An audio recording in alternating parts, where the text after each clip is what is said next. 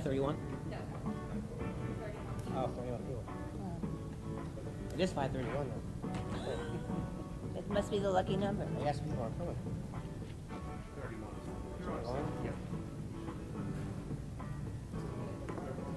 31? 32? 32? Yes. I'm going to move this out a little bit. Now it is. All right. You ready? Matt, you ready? Good afternoon, everyone. Please rise for the Pledge of Allegiance. The flag is in your rear. Sorry. I pledge allegiance to the flag of the United States of America and to the republic for which it stands, one nation, under God, indivisible, with liberty and justice for all. May we have the roll call? Yes. Mrs. I'm here. Here. I'm here. In compliance with the Open Public Meetings Act, Chapter 231, Public Law 1975, the notice requirements have been satisfied as to the time, place, and date of holding said meeting by posting notice of this meeting, and it has been changed on the bulletin board in Borough Hall, and by mailing and emailing same to the Herald of Cape May County, the Gazette Leader, and the Press of Atlantic City on October 9th, 2020. In the event of emergency, the way out is through the same door that you came in, or the door over to my right, which is also to your left. Okay, couple quick announcements before we get started. This meeting is partially open to the public in accordance with Executive Order 173, Section 3. Legislative proceedings of state, county, or local government are not subject to the capacity limits on gatherings in this or any other applicable executive order. In accordance, there is a cap to this meeting of 150 people. I will note at the current time we have 32 in attendance. Those of you who are in person, I'm going to ask you to keep your mask on when you want to speak. You're more than welcome to make a comment by removing. I'm going to need your name and your address for the record. Those of you who are watching on YouTube or Facebook, you're going to ask your questions via the conference line, and that number is 234-203-2766. When prompted, you're going to enter participant ID 786-394-836, followed by the pound or hashtag. In the event you want to ask questions after the meeting, in the event that you weren't able to participate here today, please send an email to clerk@wildwoodpress.org, and we will be happy to respond to your question or comment. Okay, that said, Madam Clerk, may we have the ordinances, please? Ordinance number 1336 needs to be tabled. Am I on?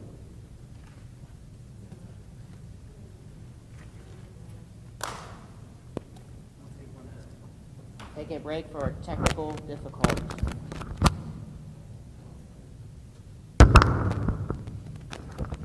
Ordinance number 1336 needs to be tabled. So we move on to ordinance 1337 for the fire pits, and it reads as follows. An ordinance amending and supplementing Chapter 35 Fire Prevention to regulate outdoor fires in the borough of Wildwood Crest. I move that ordinance number 1337 be passed on first reading, advertised according to law, be brought up for second and final reading and public hearing on November 5, 2020 at 9:30 a.m. Second. It's been moved and seconded that ordinance number 1337 be passed on first reading, advertised according to law, be brought up for second and final reading and public hearing on November 5th, 2020 at 9:30 a.m. Roll call, Mrs. Gould. Yes. Mr. Thompson? Yes. Mr. Cabrera? Yes. Next, we have the resolutions. The first is authorizing acceptance of the calendar year 2020 Best Practices Inventory and authorizing the appropriate borough officials to execute same. So moved. Second. It has been moved and seconded that the foregoing resolution be adopted. Roll call. Mrs. Gould. Yes. Mr. Thompson. Yes. Mr. Cabrera. Yes. Next is authorizing compensation of employees for unused vacation leave pursuant to the Policy and Procedure Manual due to COVID-19 state of emergency declared by the governor. So moved. Second. It's been moved and seconded that the foregoing resolution be adopted. Roll call. Mrs. Gould. Yes. Mr. Thompson. Yes. Mr. Cabrera. Yes. Next is authorizing acceptance of donation of a snowblower. So moved. Second. It has been moved and seconded that the foregoing resolution be adopted. Roll call. Mrs. Gould. Yes. Mr. Thompson. Yes. Mr. Cabrera. Yes. Next is designating commission meeting dates and times in 2021. So moved. Second. It's been moved and seconded that the foregoing resolution be adopted. Roll call. Mrs. Gould. Yes. Mr. Thompson. Yes. Mr. Cabrera. Yes. Next is designating official holidays for 2021. So moved. Second. It's been moved and seconded that the foregoing resolution be adopted. Roll call. Mrs. Gould. Yes. Mr. Thompson. Yes. Mr. Cabrera. Yes. Next is authorizing increase of professional services contract in the amount of $4,500 to Robert Belasco for legal services for the Planning Board for calendar year 2020. So moved. Second. It has been moved and seconded that the foregoing resolution be adopted. Roll call. Mrs. Gould. Yes. Mr. Thompson. Yes. Mr. Cabrera. Yes. Next is authorizing the update of collections of proceeds from online auction website. So moved. Second. It has been moved and seconded that the foregoing resolution be adopted. Roll call. Mrs. Gould. Yes. Mr. Thompson. Yes. Mr. Cabrera. Yes.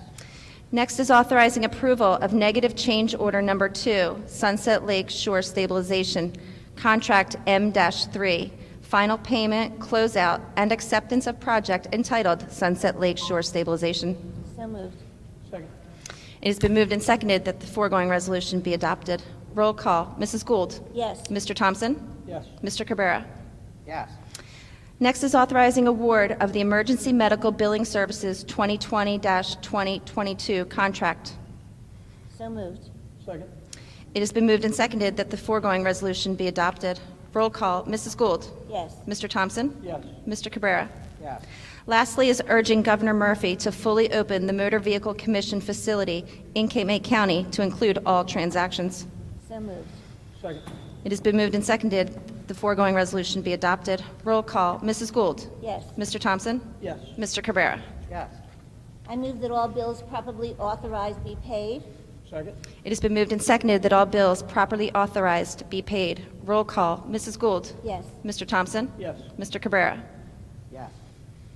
I move that all reports received from the court administrator, the chief financial officer, the tax collector, the captain of police, supervisor for recreation department, emergency services coordinator for the EMS and the Wild Crest Volunteer Fire Company, chief for the month ending September 30, 2020, be accepted as presented. Second.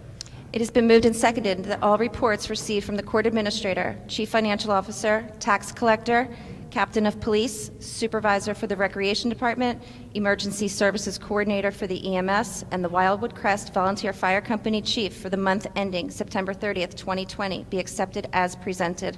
Roll call. Mrs. Gould. Yes. Mr. Thompson. Yes. Mr. Cabrera. Yes. Okay, that brings us to, Mr. Mayor, we still have the minutes. Oh, go ahead. Number 9. We have to authorize the minutes. Go ahead. So moved, I'm sorry. Second. It has been moved and seconded that all minutes from the regularly scheduled commission meetings dated September 23rd, 2020 and October 7th, 2020 be approved as presented. Roll call. Mrs. Gould. Yes. Mr. Thompson. Yes. Mr. Cabrera. Yes. Okay, now we're ready. All right, so as a result of tonight's presentation, we're gonna forego the administrator's report for this meeting. The engineer's report, we're gonna actually build that into Mark's presentation. Before we do that, I just wanted to see, so we have under correspondence the Love Blue post-summer report. AJ Caruso, are you on the line? Yes, sir, I'm here. Okay. So right now, I think before we get into the presentation, would you mind overviewing the report that you had sent to us for the public's knowledge, and then I'm going to ask that our public information officer post the report online as well. The quick introduction, though, so those of you who don't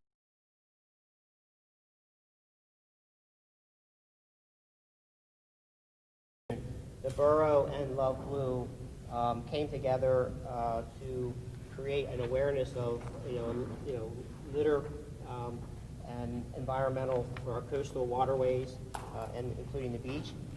AJ, who happens to be, and his team, many of them are beach patrol lifeguards. They met on Sundays to pick up trash, and they took off pounds and pounds and pounds of trash. As clean as our beaches are, you wouldn't think that there is so much, but there was. So he put together a report just to kind of talk about what their efforts were, and I know he has some considerations of the governing body that you would like us to consider for next year. So that said, AJ, the floor is all yours. Thank you, Mr. Carrera. So I'm going to start off by saying, I'm going to introduce the problem. So the problem currently that we're battling is pollution crisis on our beaches and oceans around the world. Reports say by 2050 we could have more trash than fish in our oceans. There are 5 garbage patches worldwide in our oceans that some are bigger than the state of Texas. So the problem starts on our beaches and it's making its way into our ocean. So a little background about us. We started in the summer of 2019. We were built and organized through social media, which we became very proficient at. We started with 3 people on our first cleanup and ended the summer with over 100 people at cleanup. We had passionate community members come out. We had surfers, lifeguards, friends and families from all over attending our cleanups. For the past 2 years, my team and I have hosted over 100 cleanups up and down the East Coast, picked up 10,000 pounds of trash, and have almost over 7,000 community service hours. This was all done while we were attending college, working jobs, and handling other obligations. AJ. We also AJ, Yes, sir. Yeah, sorry to interrupt. I'm looking at the folks here in the audience, and just slow down just a little bit if you can. Oh, yes. I'm sorry. No worries. Yeah. We've also drawn interest from big companies like TerraCycle, Blue Land, 4Ocean, Coral Gardeners, and more. And we have multiple partners currently, like Mellow Grove, Grass Straw, and we're working on getting more. So our 2020 partnership was a blessing opportunity from the Borough of Wildwood Crest. They helped fund our supplies and clean up operations. And they also helped us gain respect in our community. We are young, but now the older crowd is starting to take us more serious, and they're taking action and taking notice. The beachgoers and locals are seeing the problem every week through our weekly community cleanups. And more people are resulting in coming out. We've had at least 10 to 20 loyal volunteers this summer come out to our cleanup, and we have 5 to 10 who want a bigger role in Love Blue. Our group learned and grew as a whole, both the Love Blue team and our volunteers. We're inspiring and opening eyes to young leaders, job and career opportunities in beach management and ocean conservation. This summer, we earned Love Blue signs to help promote awareness about ocean and beach pollution in our community. We also earned a public cleanup stand that will be on Rambler Road summer of 2021. This summer, we took a lot of pictures and videos that helped us grow through social media, and the kids had a lot of fun with it. So the opportunity that lies ahead, our organization is building fast, and we're gaining interest. Wildwood Crest is being noticed all up and down the East Coast right now because of Love Blue, and our volunteers and supporters all over believe in us. So we believe with the interactive headquarters right on the beach in the birthplace of Love Blue, we believe there is no better opportunity for us to create a model for coastal communities around the world than right here at home where it all began. And Wildwood Crest is just the smallest bit of this little problem, but we can be the ones to take a stand. And with a headquarters model like this, we will be able to manage the pollution on our beaches and teach about ocean conservation. So a look into our interactive headquarters, some idea concepts our team developed inside of the building. We would like to offer a virtual educational experience, which is an underwater light projection show, which is basically a virtual program. This can be run in the daily educational shows and daily summer programs. We'd also like to have a research center to rehabilitate local marine life, can have marine life nursery programs, and more. We will connect with the local schools and colleges for internships, and we can connect with the local colleges, marine science departments of colleges for projects. We want to have a repurpose and recycling department. Mellow Grove is our partners. They repurpose our cigarette butts and our bottle caps right now, turning them into surfboards and skateboards. So with this, we can create a recycling program where people can drop off their trash and they'll be rewarded with Love Blue merchandise. This can also help out Green Team when we collect their plastic bags, because we're also partners with TerraCycle. So another cool thing we can add is an information center, which is informational plaques and local artificial marine life. Another thing that we wanted to utilize would be a meeting room and an office. For the past 2 years, we've been working out of my bedroom with a fold table. It'd be finally nice to get an office. Some programs we'd like to offer would be educational and inner city programs, which would be weekly summer camps. We want to connect with these inner city school systems for weekly educational summer camps. This will open the eyes to children who aren't fortunate enough to go to the beach, and this sparks interest in future career opportunities that some don't even know exist. The educational summer programs can also be opened up to locals, summer locals, and we can connect with these local schools. And a day in the life of the summer program, we start with the morning lesson through either virtual experience, time in the research center, or time in the information center, followed by beach time where they can swim and surf with the lifeguards and ocean outfitters surf instructors. After that, we'll provide food for the kids with probably a local pizza hookup. And then at the end of the day, we'll have to clean up with the instructors and we'll invite our local heroes out, like the cops, the firefighters, and the paramedics to come meet the kids. Outside of the headquarters, we want to change the colors to add art to the outside of the building, and we can connect with local artists to do so. We also would like to add splash art sculptures on the lawn and outside of the building. And we think an open door in the back of the building that leads right to the bike path will be so much easier for people to come in, and it'll be very convenient. And an awning on both sides of those doors would be perfect for morning pop-up shops every day in the summer. And then they have that garage that we can utilize for our cleanup supplies and eventually our vehicles. So we want this to be Love Blue's headquarters, but we want everybody to be welcome. So we want to host Love Blue meetings, commissioner meetings that are open to the public in and out. We want to host weddings that could be underwater and beach themes. We want to be able to host community events like Stop and Shop and more. Weekly games like, cornhole contests on the lawn. We can have movie nights where we watch Jaws and Planet Earth documentaries, birthday parties, morning yoga, sporting watch events, live bands.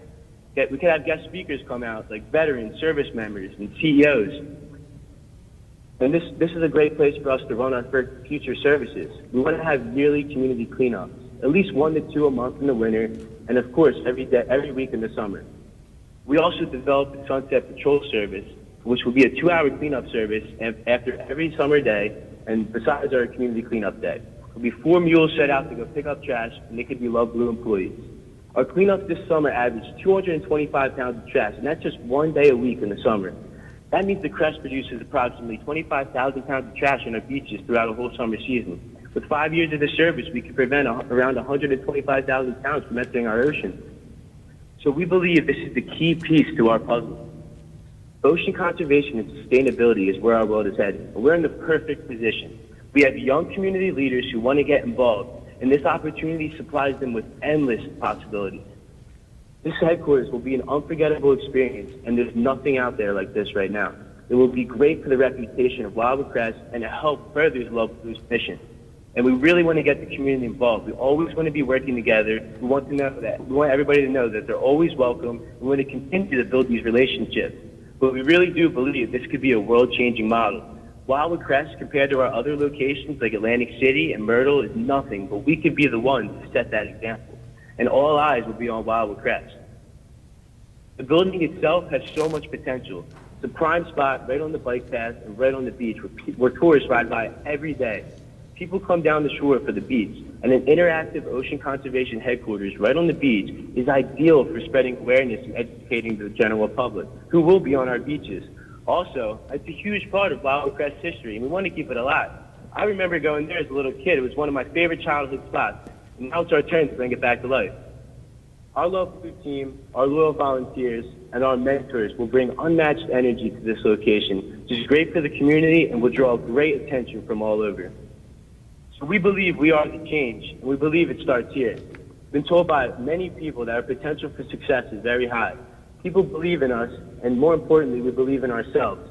People of all ages and backgrounds have been becoming aware of this problem. They're wanting to get involved, and they have been all summer with us. This will not only fulfill Love Blue's key piece to our mission, this is making kids' dreams come true around the world who care about their oceans just as much as our young, passionate leaders of Wildwood Crest. Florida, South Carolina, other communities in New Jersey can all follow this model. So let me ask you, if not here, then where? And if not now, then when? And if not us, then who? We know how serious this is, and we may be young, but we believe our youth is our advantage right now. And we know that time is of the essence, and Love Blue has a plan to protect and preserve our oceans and coastlines for generations to come. And it could all start here with this beautiful building. Thank you. Okay, thank you, AJ. While you have the floor, I'll ask the public, does anybody have any questions for AJ Caruso from Love Blue? I think you covered everything. I sense the enthusiasm. Governing body, sir. do you have any comments? I do. I would just like to say, what I said once before, and AJ needs to be commended for the work they do and keeping it clean and starting this on their own, strictly as an environmental thing to clean our beaches. Very proud of being one of the press lifeguards doing this, and I just want to commend them for their work and their effort. Thank you. Yes, go ahead. Hold on one second. It's got to move the microphone. Oh, my back. AJ, it sounds wonderful. I just counted up some of these financial parts of it. It seems to me it comes to $302,000. So for all these programs, one is community cleanup, one is patrol services, one is educational programs. It's a lot of money, so it's something we definitely have to look into. But thank you for all your hard work. Thank you. Okay, so one of the numbers, AJ, that I thought I heard you say was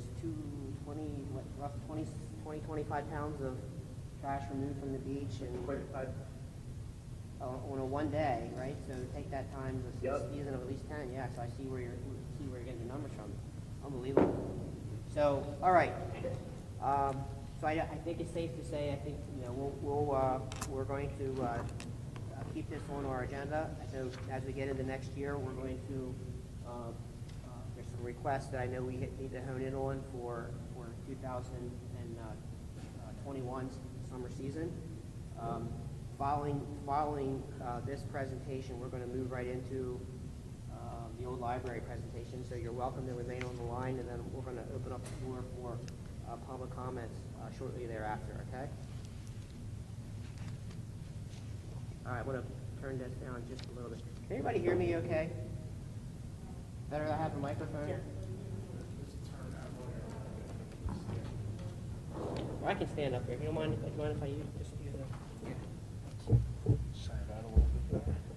You need the left turn. He's going to take it over there. Brian, can you use this? You want this or not?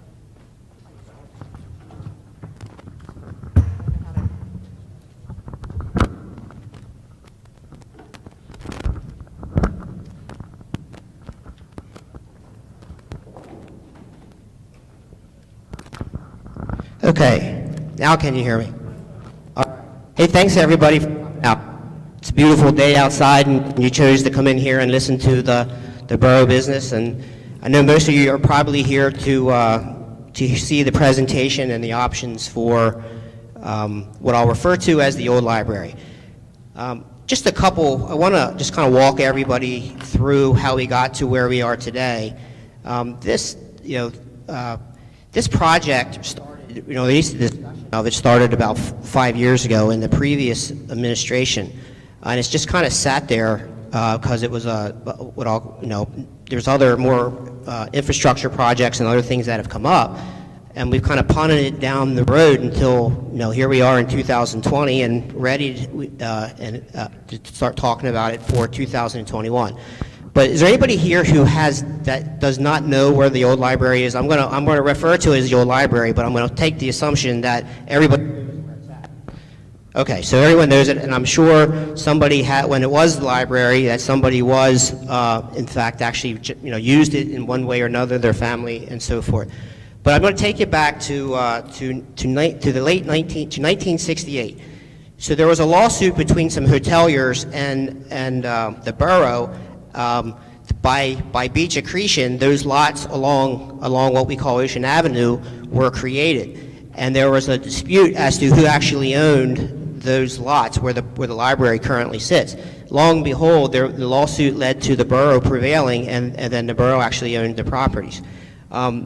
Order about in 1972, and I wasn't even here then, but nonetheless, Harold Fox, if you know the name on the library, that was the name that was actually on there.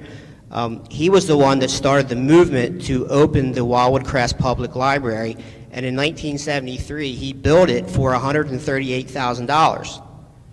So the borough owns the lot. However, he and the borough operated it as the public library. In the early 2000s, okay, so they did that for like 30 years. In the early 2000s, the administration at the time said, hey, you know, they were ready to get out of the library business, as was the borough. Cape May County Public Library System Commission, they were the ones that said, hey, we'll make this a branch of our county library system. So the relationship then was, hey, they'll take care, the Cape May County will take care of the building, the borough will take care of the grounds. Again, the borough owns the property. In 2015, Cape May County bought the Masonic Lodge, which we now know as the Cape May County's Wildwood Crest branch, which is at the old Masonic Lodge right there where the tennis courts are. So really, the building and the grounds as it exists now on the old library has sat there. There's been really no activity, but yet we've had some issues that we had to take care of. The roof was going bad. The borough put a new roof on around 2016. 2017, we commissioned an architect to start trying to help us understand what it is that we wanted to do. In 2018, we moved forward with we actually hired Bill McLeese's firm and Mark's firm to do an ADA study on all of our buildings. We actually applied to the DCA, received grant monies to do the pool bathrooms as well as the library, the old, well, I'll refer to it as the old library. 2018, we had that one windstorm where the electrical lines were connected to the brick facade. It pulled the brick facade down. The governing body said, let's apply for a insurance claim, which we did yet. And then Bill's firm, we had asked him to create the exterior design and start working on interior design so we could, use those funds towards that. So that's what we did. So that's where we are here today. This particular design and study has been ongoing since 2018. As I see it, and I'm one for reviewing and sharing what the borough's options are. And correct me if I'm wrong. So as I see it, these are the options. We can demolish and sell the lot, demolish the building and sell the lot. We could lock into a long-term lease on the building if somebody wants to come in and invest the money to repair it. The maximum time a municipality can provide a lease is 10 years. We could demo it and keep a grass lot of some sort, a park or what have you. We could demolish the building and build a new building, which is probably the most expensive option, if I'm not mistaken. You can demolish the building and build a parking lot, which I believe is one of the options that you see here. Joyce had brought with her tonight. You can upgrade the existing building and the grounds, which is the plan that we have been talking about for the last couple of years, and the plan that when we've had it on our agenda, that the public has said, hey, we really want to keep the building. It's part of our history here in Wildwood Crest. The structural, the block building is structurally sound. I'll defer to my engineer on that, and the previous engineer previous to Mark. So really, we're talking about doing some work to the exterior and doing the work on the inside. Anyway, so that's where we are here today, and I know that's a long lead into it, but I wanted to give everyone a really good idea as to the importance and the history of the building and how we got to where we are. I don't think anyone here believes that building in current condition should stay the way it is for another year. It's been there. It's time to do something with it. If we don't do something with it, we're risking the opportunity of losing the grant money that we receive from the DCA. If for some reason we don't use it, that could cause issues with the state, but that's not the decision we're going to make here tonight. We would rather see what we had originally intended to do was fix up that bathroom, fix up the exterior of the building. The inside work we can do through Public Works. So that said, I'm going to turn the microphone over to Mark de Blasio to give us an overview, and then he'll introduce our architect. And just so everyone knows, so then I'm going to ask each one of the governing body members to make their presentation, and then I'm also going to jump into some of the financial overview on the project.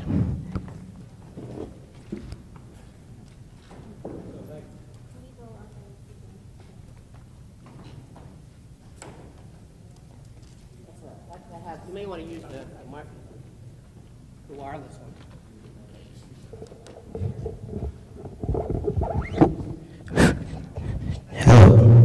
Ooh, I like this one better. So thank you, Mayor. So our office was tasked with evaluating the potential of redevelopment of the site from both the standpoint of building renovations and the exterior site improvements as required, just to give you some background, as required by state law. In order to deal with interior renovations, you need to engage a New Jersey registered architect. As the mayor had mentioned, William McLeese Architecture was engaged to provide the program and the concept plans for the building. So what I'm going to do right now is turn the presentation over to Bill. He's going to walk you through the floor plans and the concept plans, and then he will turn the presentation back over to me, and I will walk you through the site improvements. Good evening, everybody. Thanks for the time. Appreciate seeing everybody come out. If we can get our projector started here, we'll take you through what we have. It'll take us a couple minutes. As the mayor pointed out, yeah, okay, we're good. So as the mayor's pointed out, we've been working on this for approximately 2 years, exploring different alternatives of what can we do with the facility. So what we're looking at here really is a culmination of that effort. We've worked with Mr. de Blasio over the period of time to try to find some alternatives for the building and what we think might be a good community use for the facility and the property. So as we look here, hang on a second.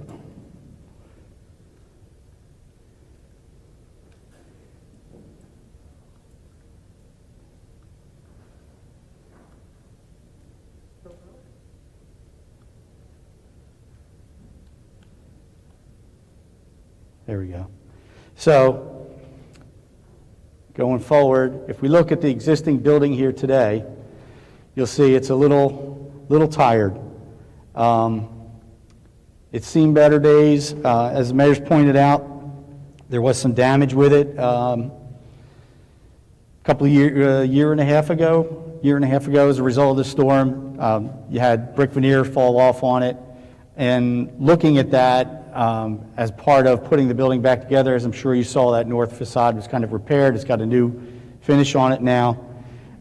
In looking at that, what we found was that is the ties between the brick and the masonry were rusted away, given the age of the building. So really, it only follows logic to imagine that the majority of the ties, the masonry ties, which are metal ties between the brick and the masonry, throughout the building are probably similarly corroded, and probably you're going to experience continued degradation of that building over time. So beyond anything else, something should be done with the building to address that, because the alternative is additional decay and hopefully not any more collapses like you've seen, but certainly there's that potential. So if we go forward, this is not going to work. For some reason, we're getting cut off here.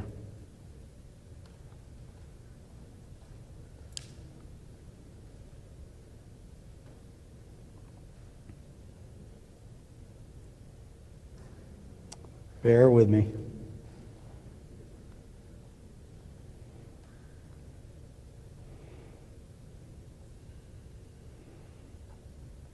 There, that looks better. Okay. So, we've seen the elevations here of the existing building. So, what we see here is a proposed site plan looking from above. So, what you see And you can also, I invite you to take a look at some of the boards that are up here. What we're looking at is a renovation of the exterior of the building to basically repair that envelope and repair the mechanical and electrical systems within the building to the point where the borough can, with the help of Public Works, work through a renovation of the interior spaces, which we'll look at in a minute. As you see on the property, we are looking at introducing or expanding the parking on the north side, which you see up towards the top of this slide, and introducing parking on the south side of the building. And Mr. de Blasio will touch on that a little bit more in terms of the number of spaces and the like. Additionally, we have what we'll call the Great Lawn area between the building and the bike path there, where we're incorporating, bicycle-friendly amenities. We'll have an air filling station, water bottle filling, some tools or repair equipment that's that you could use for cycling. We are in the interest of going green. We're introducing some electric vehicle charging stations along the parking area. And then, of course, we've introduced some seating areas and lawn furniture or site furniture for the benefit of the public, the general public, to use and enjoy the location against the beach and at the facility. So we've introduced there's Adirondack chair seating areas, some fire pits or some communal table areas with market umbrellas to really liven up that lawn space. We've also incorporated towards the bottom, you'll notice a little bit small arbor area, which we envision is probably something to be used for ceremonies or weddings or other celebrations that can be coordinated through the borough. And what we don't see, but we can look at in a minute, you will notice there's a trellis that runs along I'll call the east face of the building that's there today. It's kind of a nice feature. Provides a little bit of a passive solar cooling for the building itself. So we're looking to kind of recreate that and again, creates a nice shady spot for some seating and outdoor activities or programs. This is a view actually at the fire pits and seating area that you can see there, looking towards the north, looking towards that parking area where you see the vehicle charging. We've got new site lighting. You'll see on the building itself to the left in this slide, we're looking at the potential to introduce a solar array on that building to offset the operating costs electrically. Another view we have here, this is looking towards the south. So this view, you see those communal tables, some of the site lighting there and plantings, and that's that trellis that runs along the building. We're also looking to open up what you'll see is a flexible community space on the interior of the building, opening that up to the outside with like a large folding glass wall. So for events where gives you a little more connectivity between the interior and the exterior. This view is looking basically directly east from the building out towards the beach. There's a large rock that the mayor's fond of there that he's implored us that we have to incorporate into that site design. So we're looking at the potential to be able to work that into a public art display, perhaps something that works with Love Blue. They mentioned their trash sculptures. Maybe that's a great opportunity for that. And then again, you see the seating areas on the left and that large lawn area with the trellis on the right. This is our plan overall. So just to orient you, the lawn area would be towards the bottom of this plan, and Ocean Avenue would be across the top. So coming in the front door, if you're walking in, that pink area that you see on the right-hand side of the upper right corner of the plan, that would be a retail area to function as a gift shop or sundries or the like. That's an opportunity for the borough to kind of rent space out to a vendor to operate that, to generate some revenue. To the top left, we have a senior and historical area, so we'll be able to incorporate some of the historical artifacts that the borough has. The larger yellow area that you see is basically the community or flexible space. So that's really intended to function as, I'll call, a third space. It's not work, not home, or not school. It's that other place that you can go. We were playing around the names, and at one point the name we were considering is living room. It's a nice place to have to be on the bike path, near the beach, not necessarily have to be home. Maybe it's a place that kids can go after school to do homework or meet up. Also, again, provides the opportunity for a large space for the borough to rent out or have events, host events for.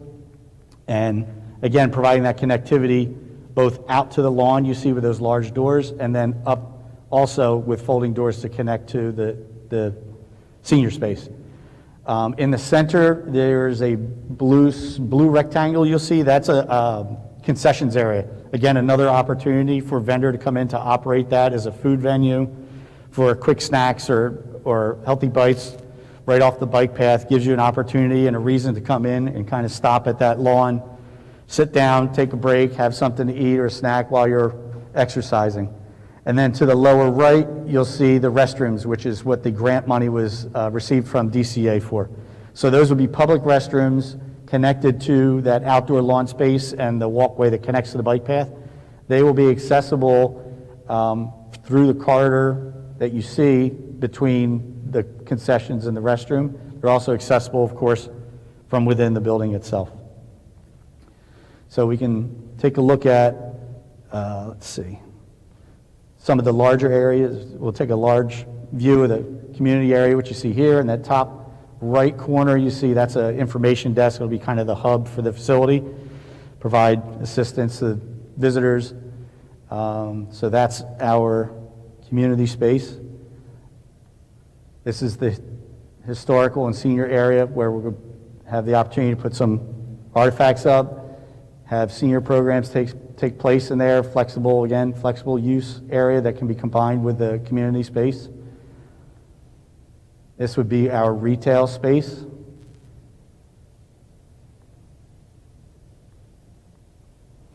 And again, the restrooms.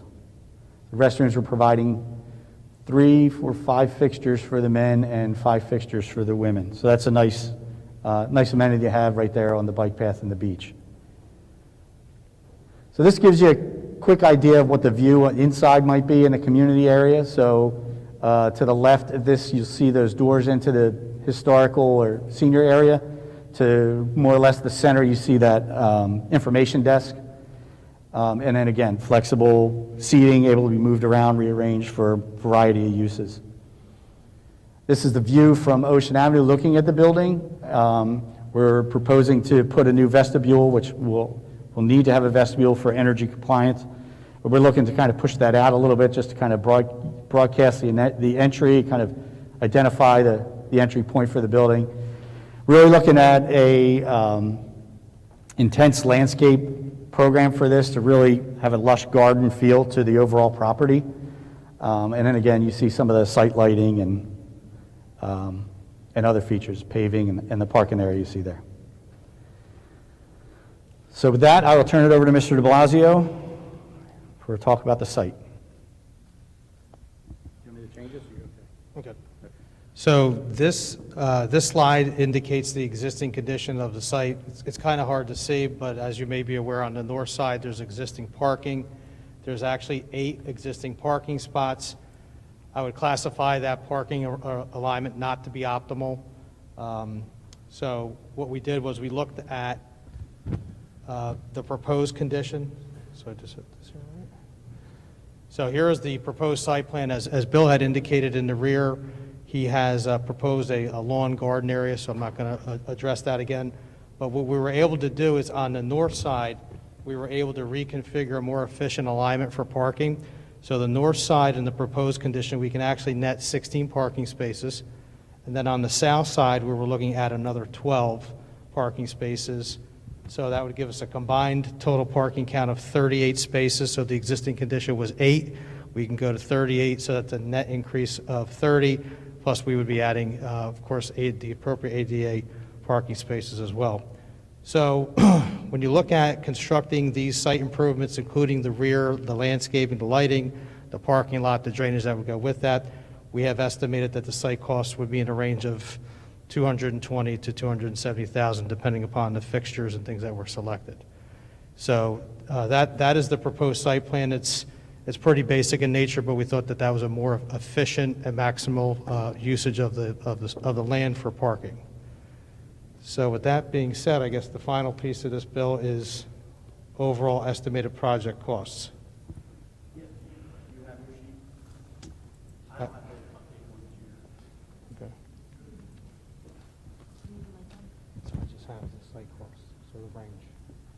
think the last one I did was 1.4, 1.5, something like that. Yeah. Okay, so when, in conferring with Bill, so when you add the proposed building renovations along with the proposed site improvements that you see, we're estimating the project to be in a range of anywhere from $1.5 to $1.8 million. Again, that will float based on certain selections that are made along the way in the design process.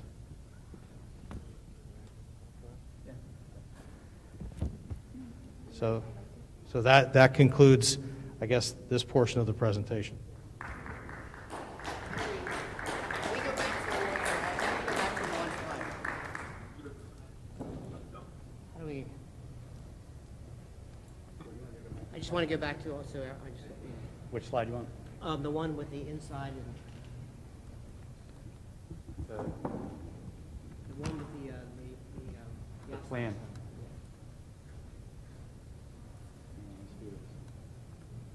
This one?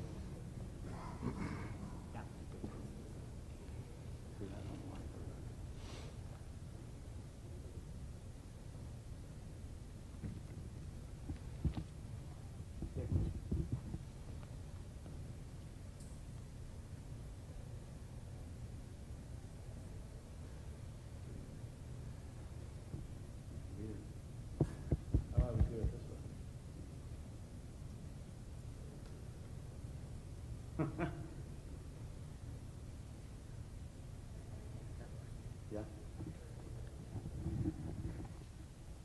Okay, so I just wanted to point out, so if you look at the bottom right, you'll see a trellis, you'll see a lawn area, you'll see some gardens.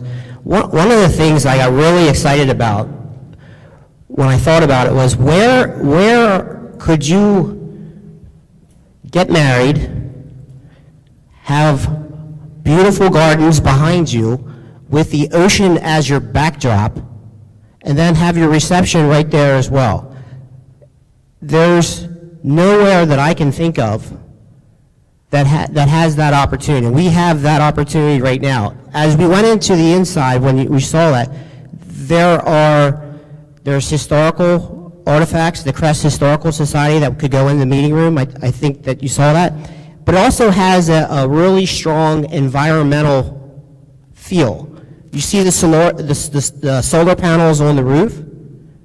You also notice the solarium on the south side of the building. Now, that solarium was donated by, I believe it was the Environmental Commission, or I'm sorry, the Tourism Commission, probably back in late 1999 or 2000, somewhere in that neighborhood.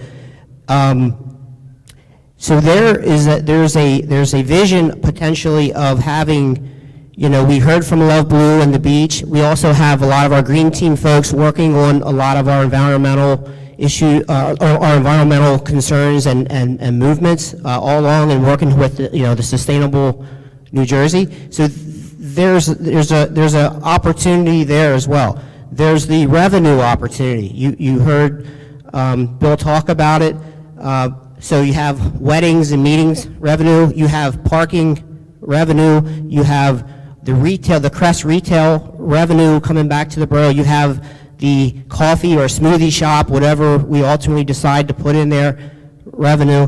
I just think it's good. So let me get into the numbers real quick, and I'm going to just I asked our CFO Francine to put together just a quick overview for simplicity.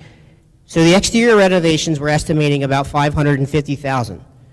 The mechanical work and the inside work, $750,000, and the bathrooms, $300,000.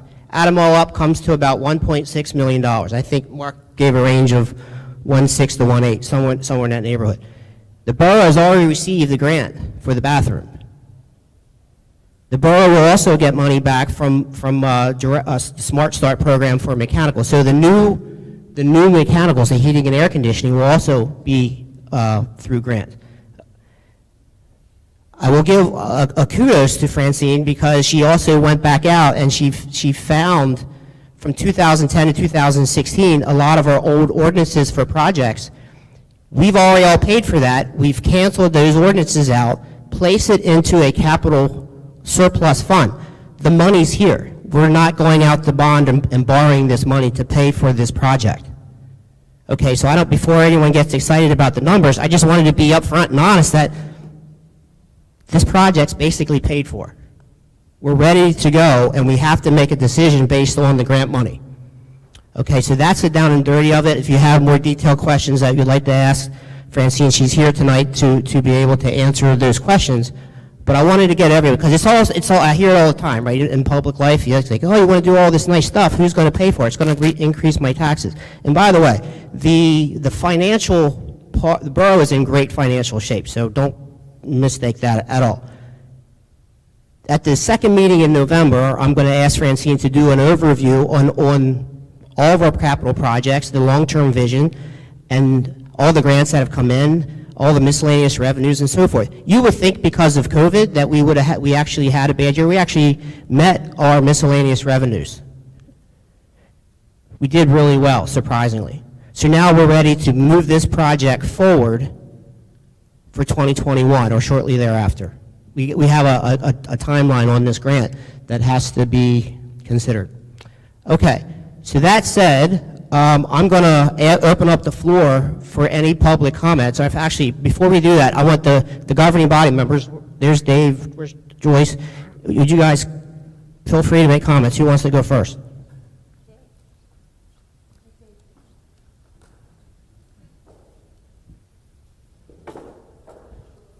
First, I'd like to welcome everybody and thank you for coming tonight.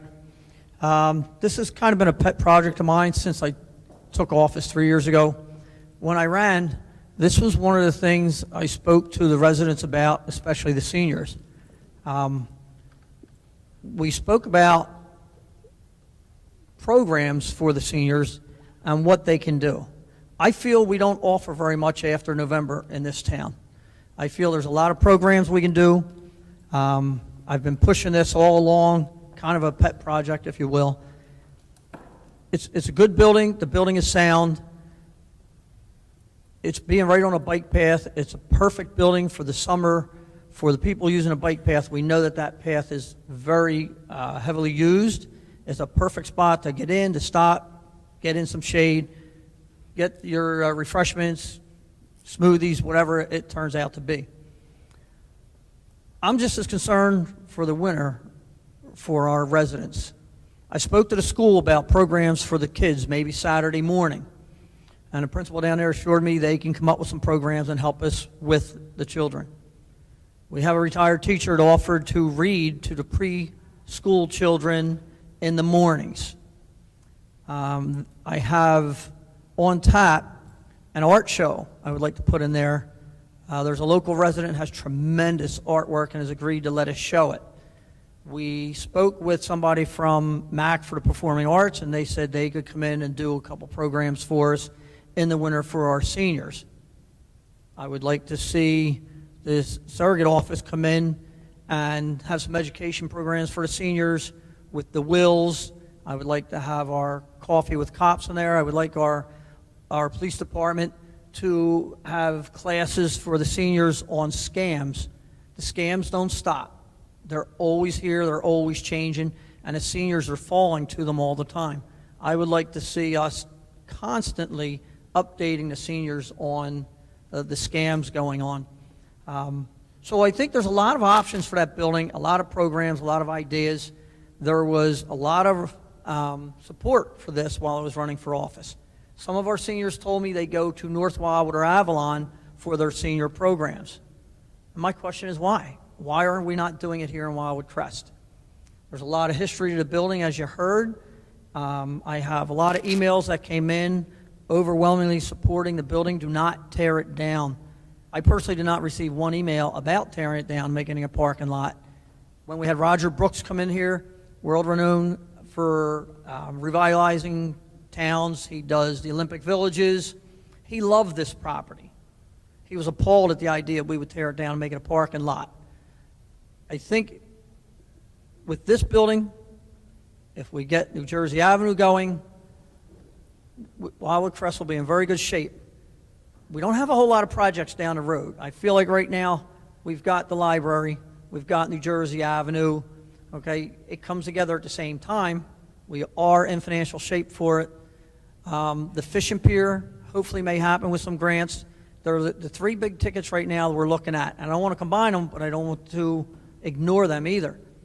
After that, I don't see any big projects on the horizon. It's not like we have all these ideas, we're spending money, it's going to go on and on and on and on.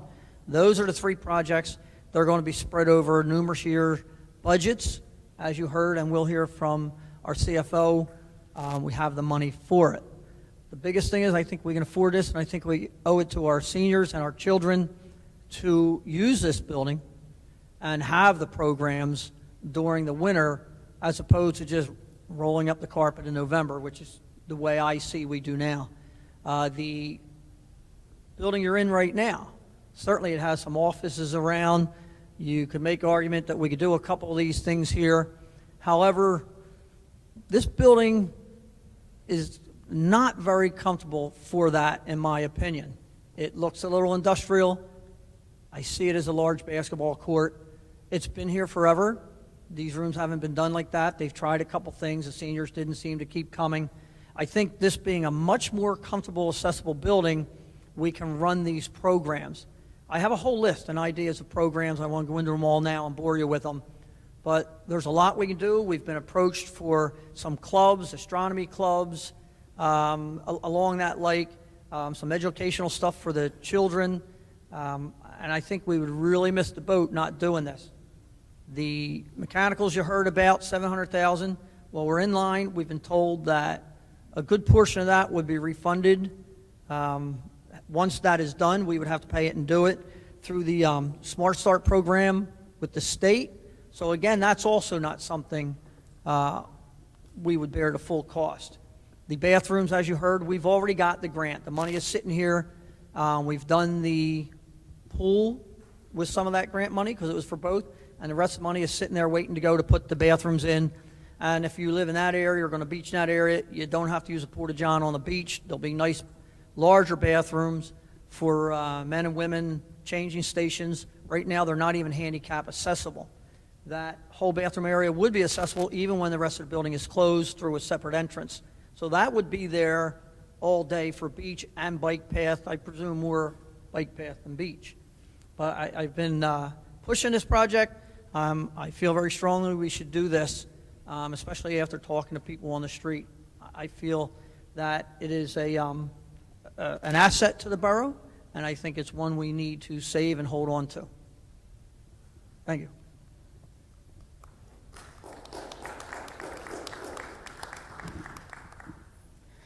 Okay, well, I'm the other side of the coin, and I'm the money person, and that's what I'm supposed to look out for, are your pockets, because your pockets are important to the survival of this town. First of all, I'm going to tell you about some of the COVID problems, because this is really a problem. We've been lucky down here. We haven't had a lot of problems with the pandemic, but that doesn't mean it's not coming. And it doesn't mean that this is going to stop, because we've heard that every single state is going up in numbers all the time. The governor of this state will not let more than 25% inside because he's worried about the numbers. So here, last year, this past summer, 3 restaurants did not open due to COVID, expected to reopen next year. The Waikiki, the El Coronado, and the Admiral. 2 motel gift shops did not renew. The El Coronado, definitely due to COVID, and the Bell Harbor, unclear if reopening in 2021. 28 condo rentals closed for 2020, only due to COVID. 24 single-family homes and apartments closed for 2020 due to COVID. That's COVID. COVID is important. This is your life. I've been saying for years, and you all have been saying for years, we don't have enough parking, and we don't have enough parking. When Carl took the meters out, people parked there, but the meters that are still there, nobody wants to park there. So they park on Seaview Avenue, go up to Pacific, and keep going until they can find a place to put their car. And that aggravates the people that are homeowners here and summer homeowners here, because they want to be able to do what they can do. So far, we've spent on this program It was $117,964.70. We were reimbursed by the insurance company for when the side of the building of the library went down, $59,000. So we have put into this building so far $58,364.70. That includes the first architect we had, Kathleen Lorenz, who made the little box and said we should think outside the box. You all remember that. Van Note Harvey, World Connecting, Mr. McLeese, MJJ Construction, and Triad.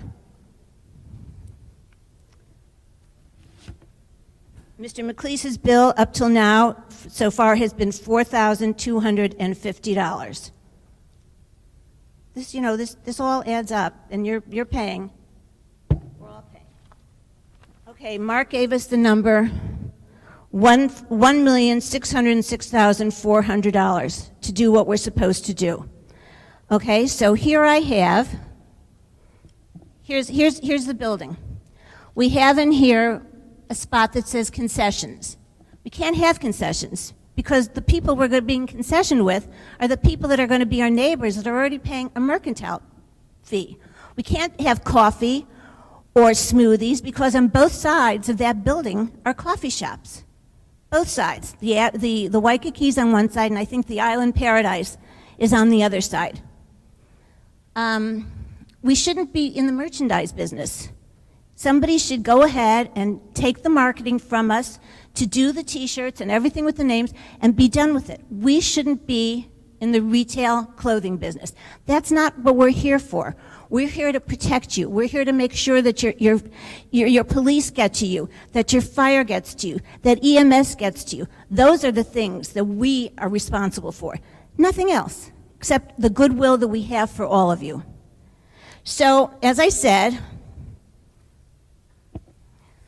I can't do both of these. Bri, will you hold this, please?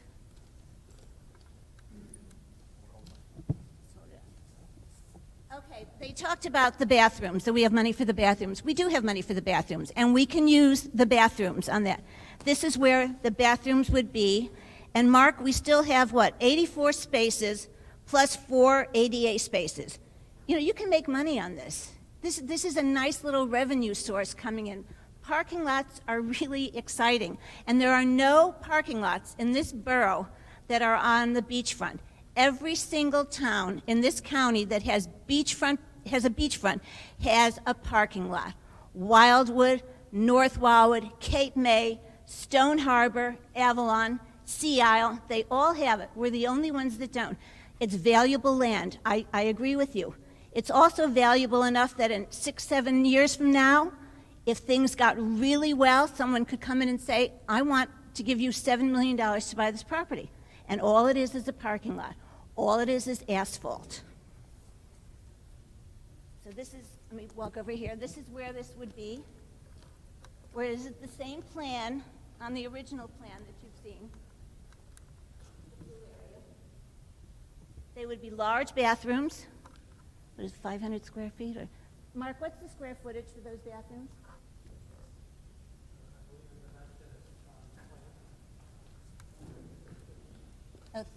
34 by 19? 650 square feet. So they could come off the beach, use the bathroom, get in the car, leave your money behind, and go. You want to say something? Can he say something? Yeah, Joe. Okay. Please forget me not. How many spots are you talking about for that? For this one? For this one, how many spots does that equate to? 84 spaces and 4 for ADA. Are you thinking about doing a kiosk, or I'm thinking about people, hiring people to work. Oh my, listen to that. Yeah. Okay. Elizabeth? Hi, my name's Elizabeth Scrivonia, and I live on Columbine Avenue in Wildwood Crest. So, I can't hear you with your mask on, dear. come on, I'll take it off. Yeah. I can't, of the choices, certainly the two least desirable would be the parking lot and selling it outright to someone else. I just can't imagine giving up the property that right now is so precious to our community, beachfront property in general, should be for all the people. And so to give it up, it's like saying sell Higbee Field. It's ours, and it should be ours for eternity. The parking lot, I disagree wholeheartedly that we need a parking lot in Wildwood Crest. We have plenty of parking spaces. I live on the street. I walk to the beach. The occasional Sunday, I might see someone looping around their spots, and if they're going to pay for a parking lot, then they can just use their app and pay for a parking meter. So I don't really understand the difference in revenue there, let alone the aesthetics of it. 84 spots, we absolutely do not need 84 spots.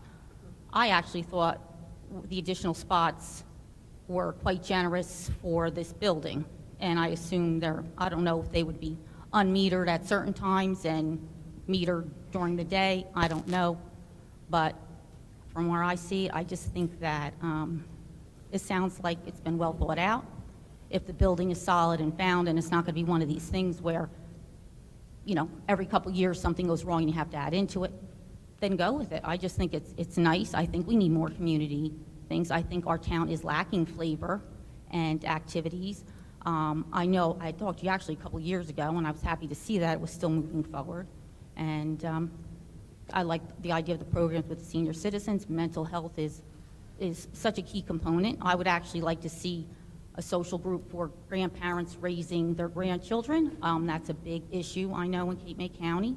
I think that would be beneficial, and I think there's a lot we can do, and I would hate to see a parking lot there. Okay. I don't think it's needed. Would you give that back to Brian? Thank you. There's going to be pros and cons with everything that we do, and there's three of us, and that's where it's going to come in from 3 votes, 2 votes, 1 vote, however you decide to do it. This is a lot of money, and a lot of the things that are on here that we want to do can be done in this building. This building next year will be 30 years old. That is not a long time for a building of this size. It's finally been fixed. We don't get any more leaks. The air conditioning works. Everything is absolutely right. I just don't want to see us get into a hole that we're not going to be able to get out of because, as I said, we don't know what this pandemic is going to do. So I leave you just 1 minute. Oh, come on.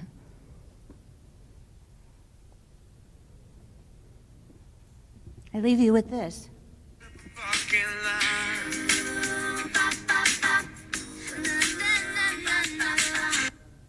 That's from Counting Crows.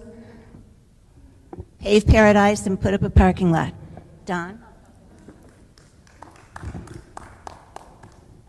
Okay, but there might be some other comments here. I just want to just a couple quick comments. There's no name yet for this project. We originally were calling it the Crest Living Room. We went away from that concept. That started about 2 years ago. So there's no name that we can call it. Eventually, hopefully, if this comes to fruition, you know, we'll put it out to the public and say, help us name this building. It's basically a multi-purpose, you know, from recreation to events to some opportunities for revenue with, you know, the merchandise. I just want to make sure that no one gets the impression when we say merchandise, that is what we're talking about, is allowing somebody, a company, a person, whomever, to have the exclusive rights to sell Wildwood Crest merchandise and put them in that building. The borough would receive revenue for that right to have an office or a shop and be able to also have the exclusive rights to use that logo. So there's revenue coming back. We, Wildwood Crest, are not in the merchandise bill. I don't want anyone thinking that the Crest is doing that. It would be a business that would come in and do that. The second thing is there is parking. I want to make sure that everyone understands that, you know, we're looking at 87, 88 spots versus, I think, Mark, you indicated 38 spaces. So how much parking do we really need, do we really want? That's a fundamental question. The numbers that I had worked on with our CFO, are actually rather conservative. So, revenue from additional parking on the 38 spaces, we're thinking somewhere around 35,000 annually. The lease for the merchandise and the smoothie bar and so forth, those folks that are neighboring this particular area also have the opportunity to bid on it. They can, if they own a coffee shop, they could say, hey, I want to do one here and I want to do one here. Or maybe somebody new that wants that opportunity to do that. Maybe somebody here in the audience may want that opportunity. So listen, this is what capitalism is all about, right? We're out here so folks can go out here and have an idea for a business or move their business or start a new business, what have you. I just want everyone to think about the last 2 years. Yes, we're still in COVID. Hopefully next year or shortly thereafter we'll come out of it. The property values in Wildwood Crest, if you were to put your house on the market at a price, I would be willing to bet it would sell rather quickly. Wildwood Crest is a hot market. It all comes down to property values and your real estate. So the projects that we're doing, starting 2 years ago, people are excited about what's going on in Wildwood Crest. I know my own personal stake. My house, we had it appraised, it was $400,000. We recently did our own market study to figure out what our house is worth. It's $450,000, $460,000. Our tax rate increased maybe $40 from 2018 to now. I'll invest $40 a year to get $40,000 to $60,000 back in value any day. It's because these projects like this that make a community. If you ask me what I believe the two shortcomings of Wildwood Crest as I sit here as your mayor, and whether I'm here next year or 4 years after, that's completely your decision. But while I am here, it's my job to bring good ideas to the table, and hopefully you see the vision that we're trying to create as an administration. There's no they, it's a we. Okay, so I don't want anyone thinking there's animosity and so forth. Joyce is entitled to her opinion, but at the end of the day, we're not going to be stabbing each other in the back and talking bad about each other on the street. That stuff went on years ago here in Wildwood Crest. Did our level best to try to get away from that and put good projects and ideas on the table so that you can see the benefit to you as a property owner and those of you who are watching from home. Okay, I've talked enough on this project, but I want to open it up to the floor. Where's our good moderator, Mr. Kniff? There he is. Hello, Jim Zecca, Hollywood Avenue. Obviously, we've only had 15, 20 minutes, a half an hour to think about this, but some things come to mind, and I think there's a lot of good points been brought up by the three of you. First of all, my thinking is that this property happens to be in a unique position on the bike path and very accessible to the heart of our tourist people. And at the moment, while I know there's some coffee shops in the motels, not very many people on the bike path use them. So I like the idea of doing something with this property right on the bike path. That said, I would say to Mr. Thompson, he's got some extremely good points about the seniors and centers, but I think those kind of things should be thought of more away from the ultimate pricey real estate along the beach. And with Joyce, I got a whole bunch of real good feelings for what she's saying. I believe that one whole thought could be we should slam the brakes on every bit of discretionary spending until we see how COVID works out, because we have no idea where it's going to go. I spent some time in biology, and things like this mutate, and nobody knows what we're going to have next summer. Much more importantly, or equally more importantly, we have a dune coming, and I think the dune is going to be very detrimental to our businesses along the beachfront. All that said, as far as the property idea, I like the general idea. I would take the common areas in there that were in, I guess, the cream color or yellow color, and I would take all of those and offer them for lease to coffee shops, Coors custard stands, that type of thing. And I would take a lot more of that outside area and use it for outside picnic eating and that type of thing, because I think being where it is, you'll pull people off the beach, you'll pull people from hotels. you'll pull people to just go over there to grab a breakfast. And I think you would find a number of people that would be willing to pay us lease fees for the use of that and be able to easily make it a very nice dollar out of it. So I would tend to go to more ability to merchandise the property by letting those types of things come in droves. Thank you.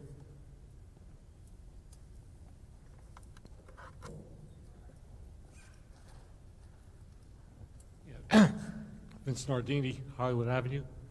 I'm glad to hear that we're going to keep the property open 12 months out of the year and not just as a summer activity. But at the same time, operating expenses. Do we expect to hire full-time people to manage the place? Is the revenues we expect going to be able to turn a profit because of the operating expenses that are involved? That's my question.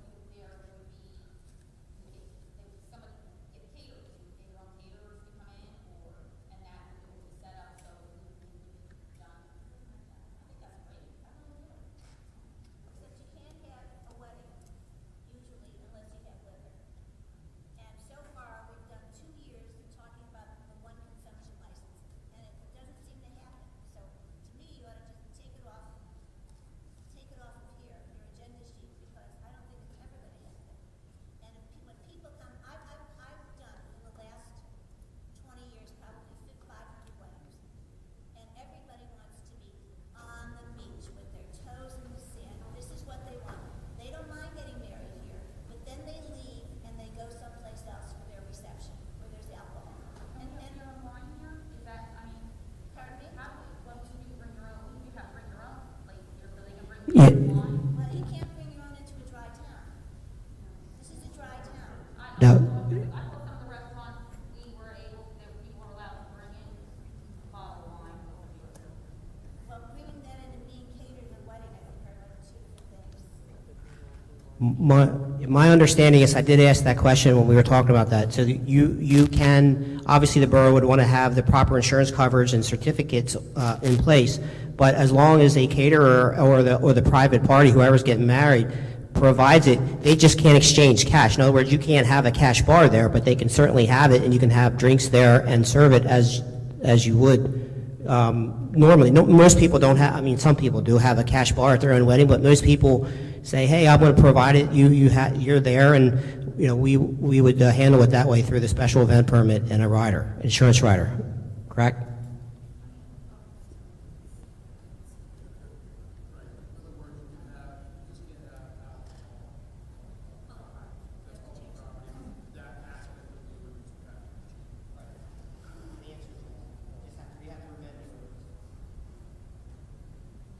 Once again, Joe Schiff, 309 East Forget Me Not. First of all, on the positive side, the rendering is really nice. It really looks well. One of the questions that I did have was, for the parking, are we going to meter that?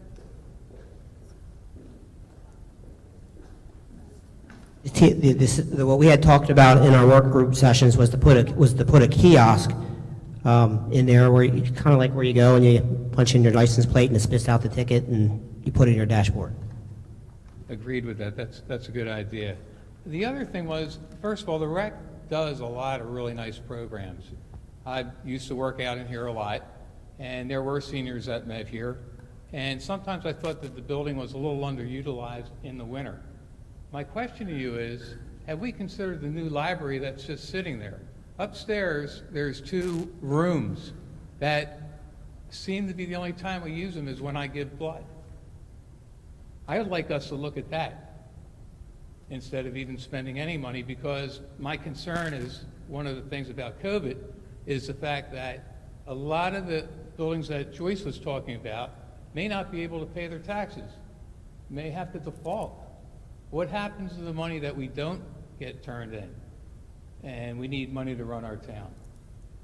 All in all, it's a great idea, it's nice, but I think we should look and utilize what we have at this time here. And once again, the rec department does a great job. But to put that back on them for more of a burden, the maintenance of the ground's going to be a lot. Who's going to clean the building? And keep an eye on the inside part of the building. They're my only questions. Thank you.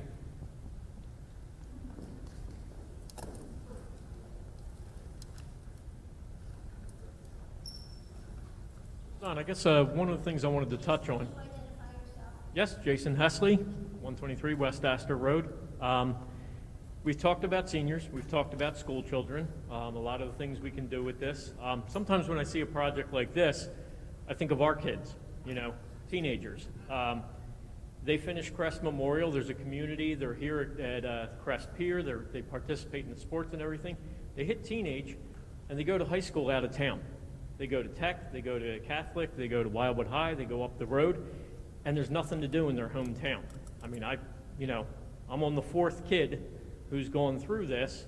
One of mine, they formed a band. They played in a band, they toured the East Coast, they went out west, they went up north, they had a great time. But where did they practice? Where did they play?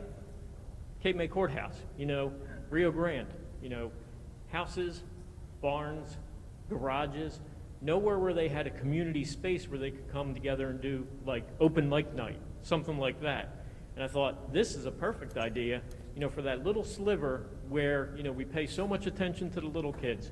We have so many programs for our seniors and adults, and we get this one generation that always seems to kind of get lost a little bit. We do great recreational things here in Wildwood Crest. Your health initiatives are perfect. I think I talked to, some people and said, the arts and music are something that we could certainly, inject into a space like this.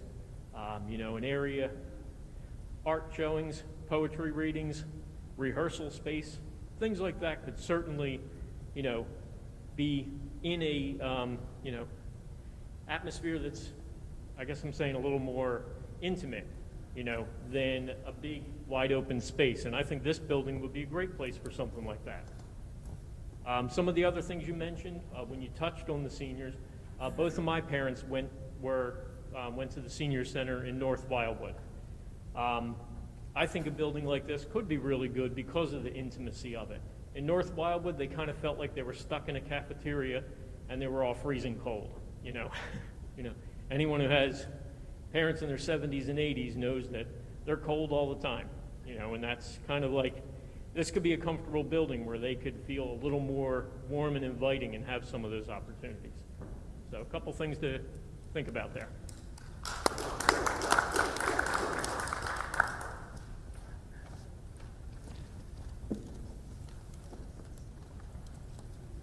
Kristen Vasallo, New Jersey Avenue.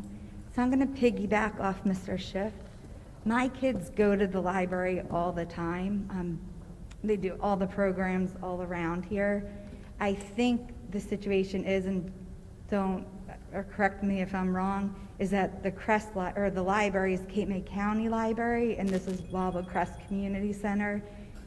And I think they can't do the same programs that Mr. Thompson's suggesting, I guess. I don't know, because I've suggested numerous programs to the library, And they've said, well, you can go to Stone Harbor, you can go here, you can go travel, but they don't do anything. They don't do a lot of programs at the Crest Library. They do some, but not a lot. They just take into account of dispersing the programs around the whole Cape May County library system. So I really like Mr. Thompson's ideas. Also, I work for the Department of Veterans Affairs, and some other suggestions are to get like a veteran service organization over there. There's so many veterans out there that have no clue what kind of benefits that are out there for them. So that's another suggestion, like a benefit center for veterans to come to that facility if it gets approved. Also, my grandmother, when she was alive, she went to a blind center offshore. They can do something like that, like a senior center, along with the other programs. So I really like Mr. Thompson and Mr. Cabrera's ideas. I don't think we need another parking lot for 3 months out of the year. I think we need the community to come together for 12 months out of the year and utilize that facility. Thank you.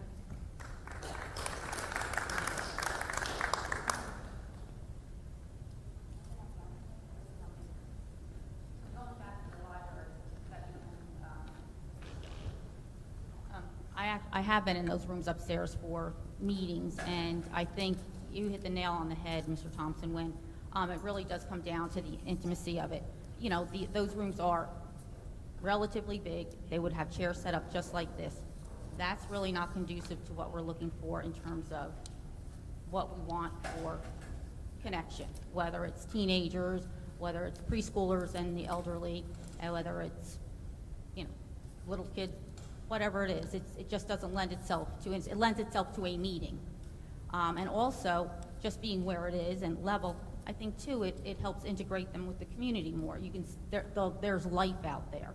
There's conversation. It's, you know, and it's much more lively. And I know we're stressing the weddings, I probably shouldn't. I'm thinking you can use it for graduation parties, birthday parties, things like that. I don't know why. I'm just thinking it is a nice space if somebody wanted to have something. And I hope you go through with it. I really do. I think it's nice. And I think there's a lot you can do. And I think everybody deserves it. It's really nice.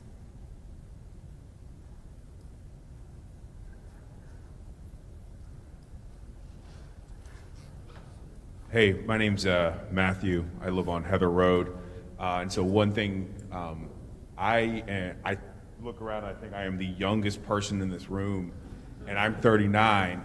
And so to Mr. Pardon me. So to Mr. Hesley's point,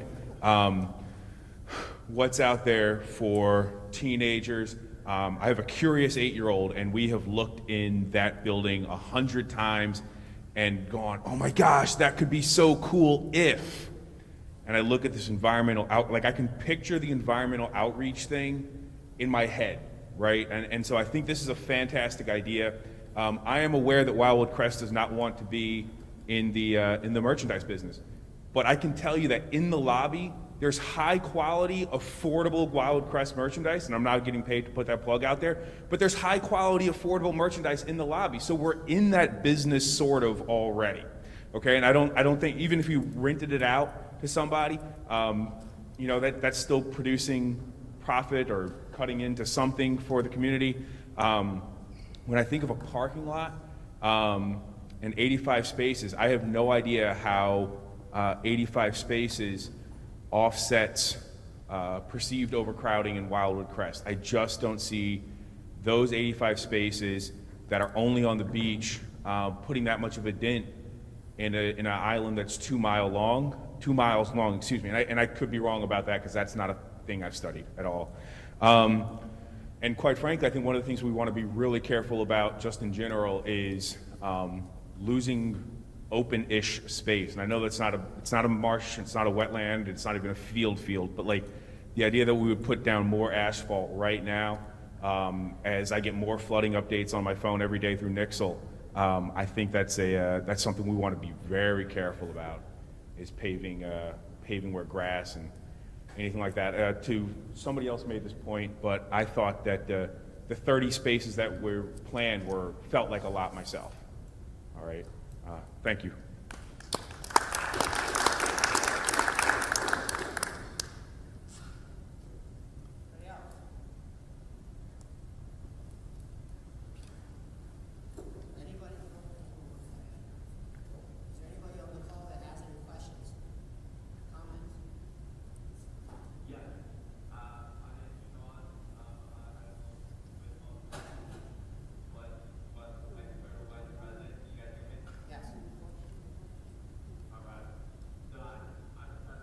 questions about a few of the proposals.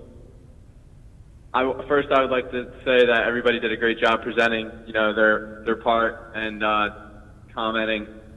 As far as the development of this other building by De Blasio and Mr. McLeese, I was wondering that how exactly that these organizations and groups and programs wouldn't be able to be implemented into say our library that is brand new, state of the art, beautiful, has plenty of space upstairs in that open open area, that room.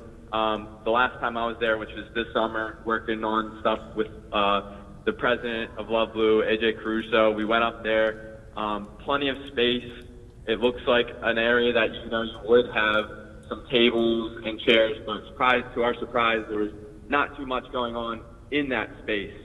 And I was wondering, what your guys' ideas were on why that couldn't be an why those programs couldn't see if they would take hold in that library first before we try to extend it out to, a $1.8 million project.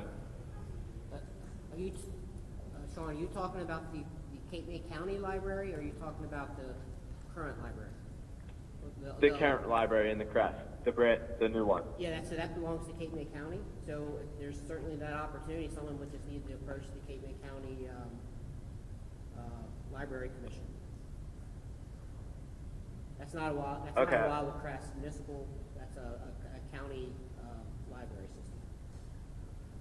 Yes, but the reason why I bring it up is just because if you were, a library goer and the old library was your spot, as I know it was my grandmother's, is now she goes to the Cape May County Library, and I'm sure as well as many residents in Wildwood Crest, that is now what they consider, the Wildwood Crest Library, even though it may not be under the name. Yeah. I think that it's important for our community to really take a look at, the beachfront property that is there, and you really try to just preserve that already established building. It was built for educational purposes, for people to go and read. Has this beautiful land out front. And, that is something that Love Blue is really trying to bring back to the community through our community outreaching with cleanups. We feel that this headquarters, if we were to implement it, it would bring the community together and still be able to educate everybody on, important issues like the pollution crisis. We get tons and tons of emails every summer about, even forwarded ones from, the Crest, about people wanting to see their beaches cleaner, complaining about cigarette butts and trash. Nobody wants to go down onto the beach in the middle of the summer and be sitting with their family and have their kids pick up a cigarette butt and, God forbid, one of them puts it in their mouth, or somebody steps on, bottle caps or trash. And I just think that this location right here could be so much more for our community and for our future generations, which is ultimately who we have to think about when it comes down to the end of it. And I think that there's plenty of opportunities. A lot of those ideas for senior citizens are incredible, and I think that they truly are great. And I do think that everybody was super, genuine about coming up with these ideas. And I think that they should be implemented, but there's other resources available locally, such as the Cape May County Library. There's the Centennial Park, plenty of places where a lot of these things can already be set up. And I really want to stress that, this would be something good for the community, good for our future generations, as well as it would bring in tons of revenue for the Crest. I mean, I'm only 21 years old, and I'm sure, seems very young to a lot of you guys, but I can clearly see the business aspect of this idea, and I think that it would be really easy for anybody else to realize that, this is something that's new, it's up and coming. Sustainability is somewhere where, our world is going. Pretty much every business right now is moving towards a sustainable, zero emissions, zero carbon footprint. It's just kind of the future. And I know that this is a long-winded thing, but these are a lot of the things that I feel that weren't said that I think, a younger perspective might be shedding the light on. And it's an incredible opportunity for the Crest as well. A lot of people would, you can cut me off whenever.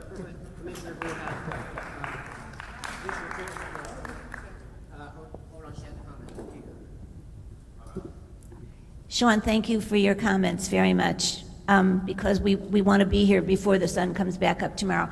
I just want to say in closing, you probably have 30 really great ideas what to use for this building, but just remember this, as I told my young friend Jackie in the back, in the end, everything comes down to money. Just remember that. Everything comes down to money. Even your health comes down to money. Everything comes down to that. So you have to be really careful, because you probably have 20 groups already that want to go into a building that isn't even built yet. So, and you have to be able to provide for it. You can't just put one person in there. You need two people. There should always be two people in any type of a building that you're going through the municipality. It's just important. I've expressed my opinion. It's my opinion as revenue and finance. This is the way I think about it, because I'm supposed to be in charge of the money, and I have a good CFO, Francine. We had a good CFO before. And just to give a little comment to somebody else before, a little praise, that building was a gift that was given from Mr. Fox. Mr. Fox gave library buildings all over the country. It was a gift to us. His wife has since passed away, and she gave us the empty lot on Seaview and Rosemary Road. We had to wait 15 years after her death to have that, and that belongs to the borough, and that is earmarked only for a one-family, it's one family on a 100 by 100 lot. Fortunately, we don't have to touch that, because we're not in a position where we have to look for empty lots that we can sell. We're in a good financial position, but we don't know what tomorrow holds, do we? Because none of us are soothsayers. We can't see that. Just be careful what you wish for, and remember, everything comes down to the money. Okay, so we're going to wrap up. I just want to, while we have one more question.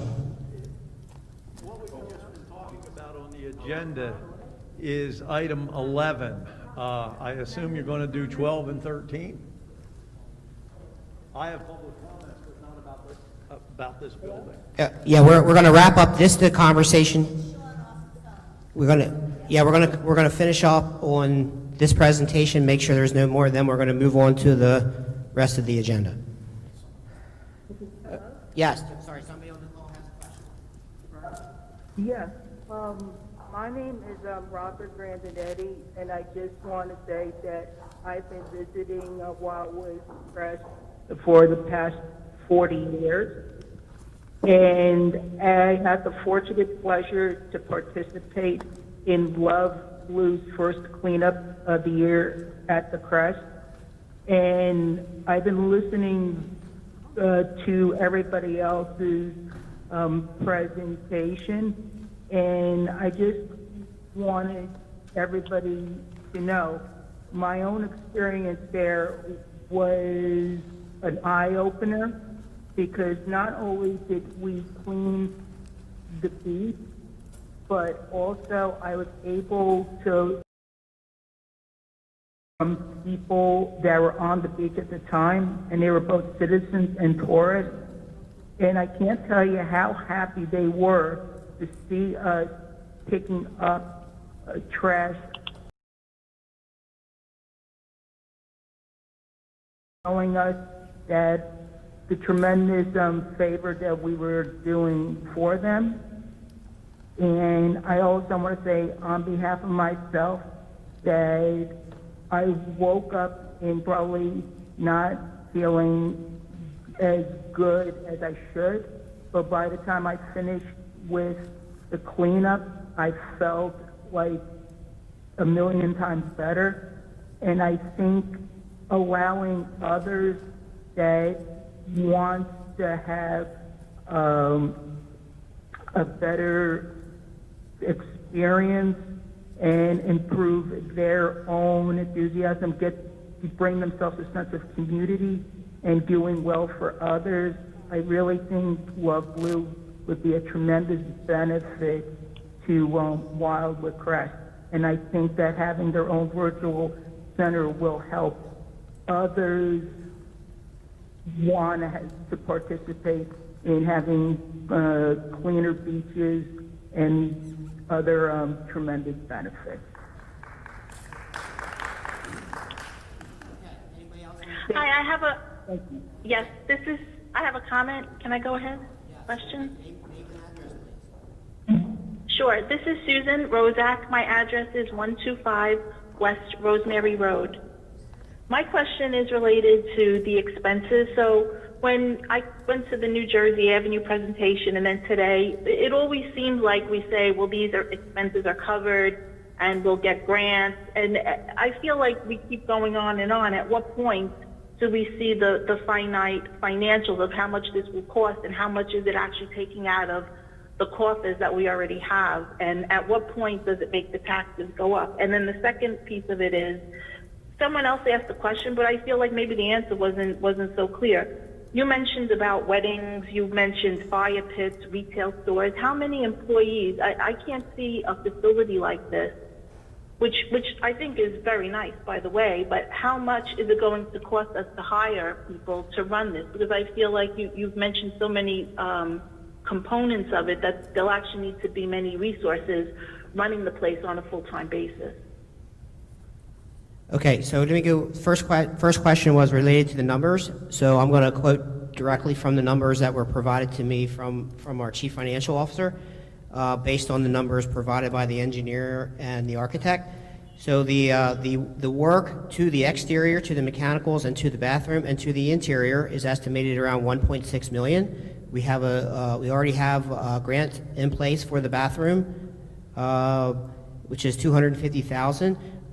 We have a Smart Start grant for the new HVAC mechanical systems, and then the rest would be funded through what we are calling our capital improvement fund, which has already been funded. It's not like as I mentioned, you may not have been on the call when I first mentioned that there is no debt being incurred for this particular project. The money's already sitting in our capital improvement fund based on unexpended projects and ordinances dating back to as late as 2010.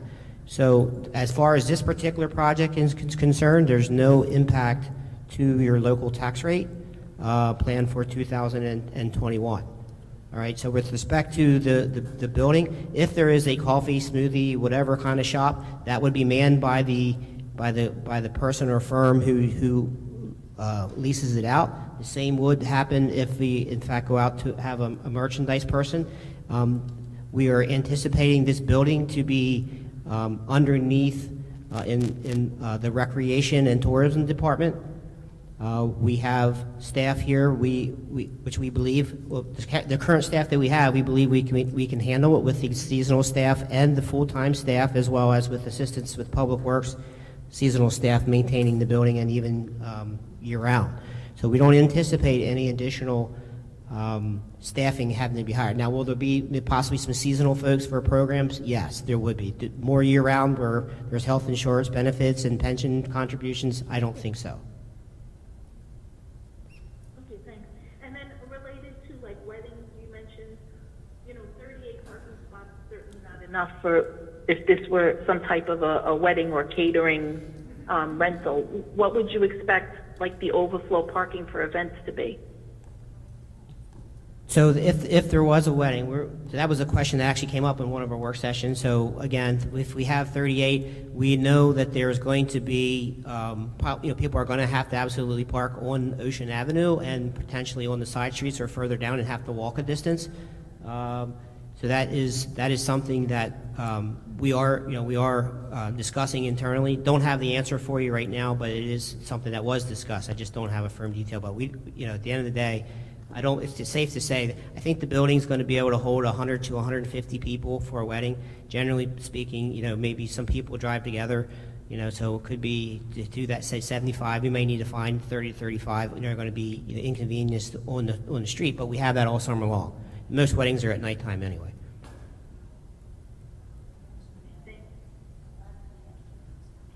Yeah, okay. Yeah, we have a question. Good evening. Alan Gould, 8801 Seaview Avenue. I happen to be related to Commissioner Gould by marriage. And I know don't give a mic to a lawyer because you never can't get away from him. But I've heard a lot of long speeches tonight, and I'm not going to take long. I just have a couple questions. I'm a very practical guy, and I was a bankruptcy lawyer at one time. I've gone through very tough times with people, and I've seen how things can go really down very fast. Following up on the COVID situation, we don't know what's going to happen. I'm just wondering, we didn't talk about the timing. That was a beautiful presentation, by the way. Whether we need this or not is something you're going to decide. But when the timing, is there some talk of when you wanted to start this? After the summer, next year. Next year. Yes. All right, well, nobody knows what's going to happen between now and then. Listening to all the experts and all the scientists, we're going to be involved in this sitting the way we are right today for some time. And I think you have to really think about that. Anybody even thinks about putting a dime into anything at this point, you're going in the wrong direction. There's going to be, as Joyce mentioned, all these people who didn't open this year. There are going to be a lot of people who lose their businesses. They won't even be able to file Chapter 11s because they're going to lose their businesses, and you're going to have problems that somebody else raised. You're going to have a problem with people not paying their taxes. There are people who won't be able to pay their mortgages. It could be a very horrible time. I hope I'm completely wrong, and I hope everything just goes well, and by next year we're back almost to normal, and you'll be moving along. I just would say be very careful with what you do because it could backfire.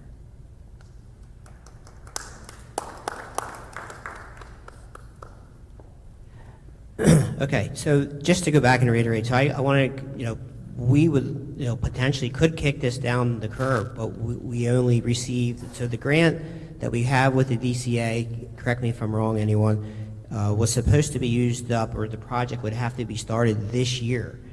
Because of COVID, we were able to get an extension to the end of next year. So I don't believe anyone in this room wants to throw away $250,000 that we received from the state of New Jersey. I'm not saying that that's the end-all be-all, but this has been a project that's been in the making for the last 5 years. This is not a surprise where, hey, let's go do this project. It's historical. It's an opportunity to make, to create something special. I'm not, as far as the parking lot is concerned, I don't believe a parking lot is special, but it is. There's some people, some people may argue differently, but at the end of the day, I just think that we have to look at the funding is already in place. The grant monies have to be used up. We're preserving a piece of a historical. There's been so much hard work and sweat equity and money put into the old library that sits there now. I know a lot of people that aren't here this evening have come to our meetings over the summer and over the year to say we don't want to see the building come down. So before we break, I just want to ask everybody, I had started the presentation out with options, and I'm going to ask you for a show of hands, and those on the call, I want you to give me your opinion, at least verbally. And the options are, I want you to raise your hand if this is because we need to get a feel for where the community, and those are, as you've heard all the arguments and the presentations, where do you stand? Because it helps us understand what's on your mind. Who here would like to see the building demoed and then sold? The lot sold. Let the record reflect, nobody raised their hand. Who here would like to see a long-term lease of the building to some company that may have an interest in renting the building, and the borough would have to put the bathrooms in and still the mechanicals, let them run whatever business that they could potentially use there on the ocean front? Who's in favor of that idea? Nobody. Let the record reflect, no one raised their hand.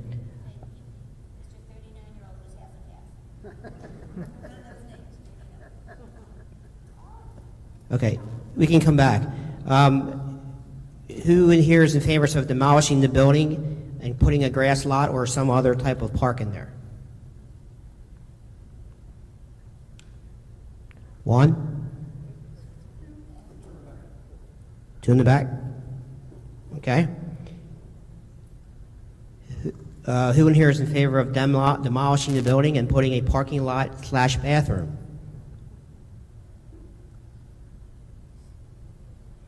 Okay, who in here is in favor of upgrading the existing building per the presentation this evening to the grounds and to the building? Raise your hand. Okay. Anybody on the call, do you have any comments on any of the options that you would like to go on the record with in terms of which option you support? I'm Sean. Sean, you've expired, your time has expired. Sean, go ahead, give me your option, I'm just joking. Fast, Sean. Be fast. I will. So I'm in support of a new building and preferably the Love Blue headquarters, if not some type of interactive building. So noted. Just remember, I said this a long time ago, it's like giving an 80-year-old woman a facelift when you do this, and I'm real close to that 80-year-old woman number. So I just want you to know, I'm not sure what's in that building, and that's what Mr. McLeese and whoever we hire for construction, if we do it, is going to have to look at it. This could come in at more than 1.6. It could come in at 2 something. You don't know because we don't know what's really going on in there. Thank you. Okay, that ends the discussion and the presentation on the old library. What's that? Sorry. Okay, I did just want to make just a couple little comments. One is, many people might not know, but mostly this pier is closed during the summer because of the summer camp. So it really doesn't get used for a whole lot other than that. I did want to read something, a message that was sent through a Facebook from Kate Bond. Kate Bond grew up here, graduated Wildwood High School in 1975, I believe. She says, I do hope you are able to save it. The building was built to sit at that wonderful, peaceful location. Both Harold and Catherine Fox had this constructed as a special place for the citizens of the Wildwoods to relax, slow down, and enjoy the beautiful ocean scenery while utilizing a great little library, adding a bit of charm to the seaside resort. Best wishes to the citizens of my hometown, Wildwood Crest.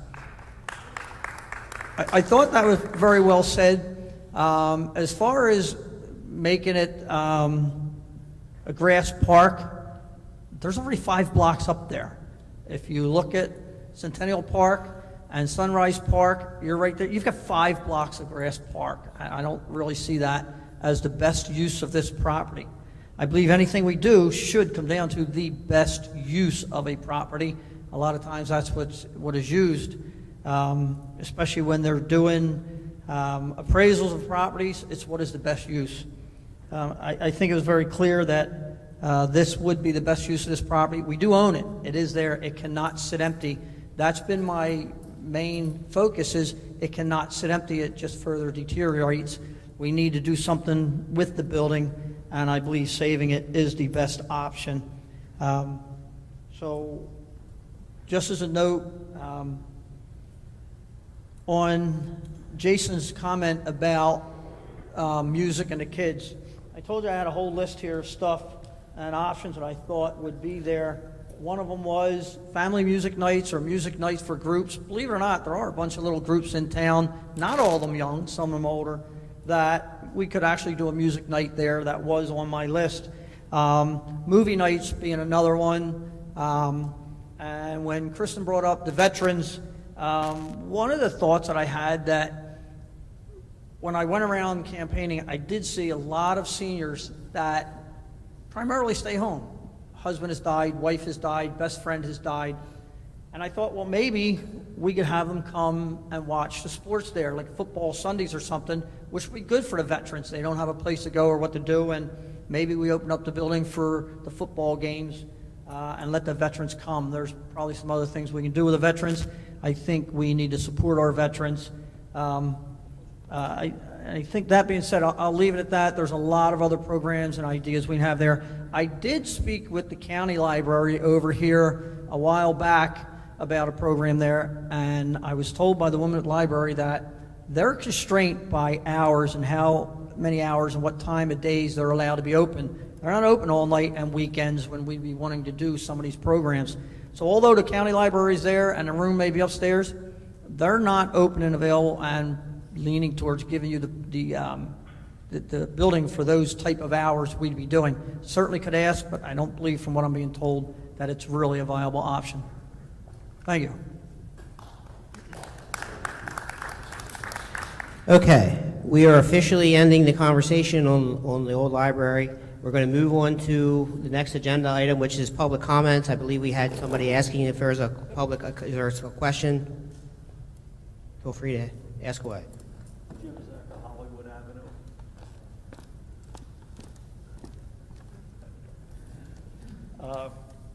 My problem is the New Jersey Avenue project. A lot of things came out here tonight on this project that I don't see on that one, and that one has the potential to be many, many more dollars than this one ever will.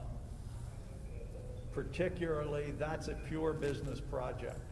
We're talking about stores, we're talking about restaurants, we're talking about food. Every one of those businesses has got to be profitable or that project does not work. Yes, we could land up with a 96th Street and Stone Harbor type place. We could land up with a Washington Street Mall type place. But we could land up with a Pacific Avenue and Wildwood type place. And we haven't seen numbers. When you're into a business, as you folks are all own businesses or have owned businesses, it's the numbers that count. Here tonight, we saw everything that was spent on that project. We haven't heard one thing about how much money's been spent and committed on New Jersey Avenue. And my guess is we're already near $500,000 and counting. And I know it's a complex issue because the state's kicking in and the grants are going to be there, but we need some numbers that tell us what it is. And we also need numbers that tell us how many businesses. You have the Brooks report. How many businesses? What type of businesses do you envision? What type of food? How much food? What kind of buildings? What's going to be required long-term? The people brought up some excellent situations here about one building and what it will add to our maintenance and our long-term costs. What if we have to be constantly advertising to get people to go to New Jersey Avenue? Will that be on the businesses or will it be on the taxpayers? There's a zillion questions out there from a business point of view, and we haven't had any answers. Yet on this project, we saw a lot of different issues. All we see on New Jersey Avenue, in my opinion, is dog and pony shows. We see nice pictures, we see pretty pictures. That's a business adventure. Where are the numbers? Where are the details? And yet we're going full speed ahead. And Joyce is right, it's all about the money. And we're not seeing anything about the money back there. But not only the money, how many businesses, how many people are going to have to go through that area every day to make those businesses successful? What kind of normal average income are those people going to have? McDonald's doesn't put a store up until they know the traffic patterns and the economics of the area and who's going to go there. We're talking about putting a whole business district up without any of that information. Thank you. Hopefully that next we'll have some numbers.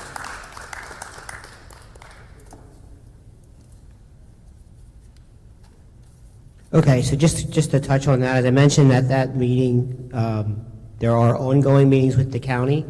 with the grant writer,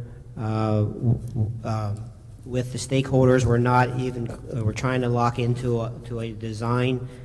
As I mentioned there, this is a county-driven project where they're coming in to reconstruct the roadway from Cressy to Rambler. They own that roadway.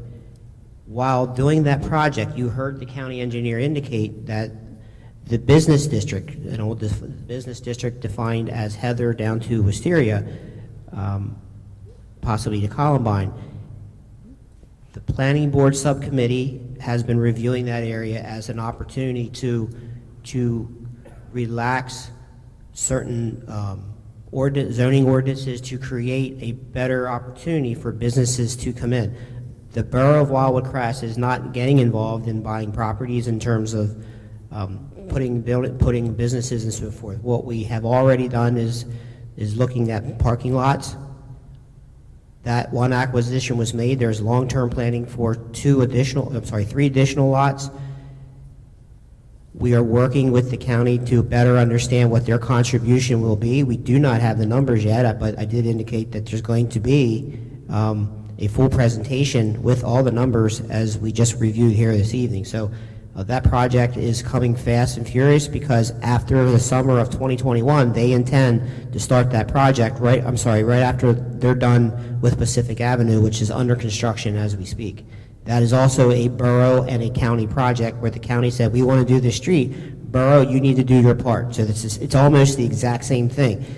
From Cressy to Rambler, the county's redoing their roadway. We have an opportunity to take 6 blocks and pretty it up, for lack of a better term. That's about it. That's what we're talking about. And the county is going to be the one, as far as I understand it, to be paying for that. Yes, we have to have a planner to do the study. Yes, we have to pay an engineer. I don't know where the $500,000 number came from. I'm not even aware of where that's at. So it indicated that there's a $500,000 expenditure. Not aware. The $500,000 is my guess, because we haven't. That's a wrong guess. Wrong guess. Way off. So I just wanted, so that's the kind of misinformation that I do not want getting out there, because again, like this project, that is a good project. It's driven by the county. As I mentioned at the meeting, you could take it, we could just put it right back the same way. We could just put the same stripings, the same type of sidewalk, the same lights, the same everything. But we have an opportunity. There's businesses that are interested in trying to be successful there. It's not a very good district now. So we need to clean it up. If there's one area in Wildwood Crest that I think we all agree on is, whether there's alcohol or not, but where's there a place to go and get something to eat? Where is our downtown? Where can we go get something to eat and get a cone of ice cream and do a yoga class and whatever? There's nothing there. We're just trying to create that opportunity. If we create up what we believe is public property, other businesses will come in and invest. People are already investing just based on the idea that we're actually looking at it. We could snub our nose and say, yeah, county, do whatever you want. We don't care. That's not the plan. That's bad management. County's coming in. Let's take a look at it. We'll have more information in the very near future. As I mentioned to you, Jim, before this meeting, we have a meeting tomorrow at 4 o'clock with the county and all the other officials that are involved. I'll get back to everybody as soon as we have more information. Anybody else? Public comments? Okay, so we're going to move on to 14, which is the discussion items. The only item that we have under new business is the Little League field. If you drive by, I just wanted everyone to just understand that we are fully aware that the Little League dugout is knocked down. The roof blew off in the storm in August.